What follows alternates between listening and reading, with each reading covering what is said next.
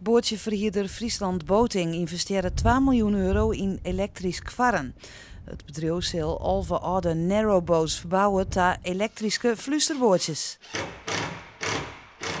Ja, dat heeft te maken met elektrisch varen. En elektrisch varen is net een goedkope business, maar wel een hele moderne. En daar willen we graag in investeren om het vooral duurzaam te maken.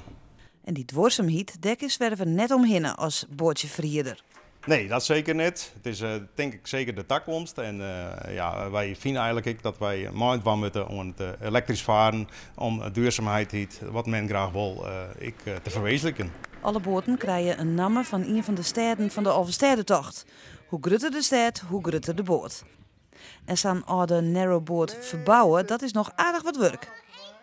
Nou, daar hoeven we maar slechts 3000 onderdelen in, dus dat valt best mee. Maar het is een heel groot proces en ze werden echt gestript en straald van voor tot achter. Het enige wat opbloedt is het casco en het casco wordt compleet opnieuw inrichten, zowel van binnen als buiten. Maar natuurlijk alle high-tech die er nodig is om het elektrisch varen te kunnen. Nou, gedachten binnen alle Alve recreatieboten in 2018 klaar.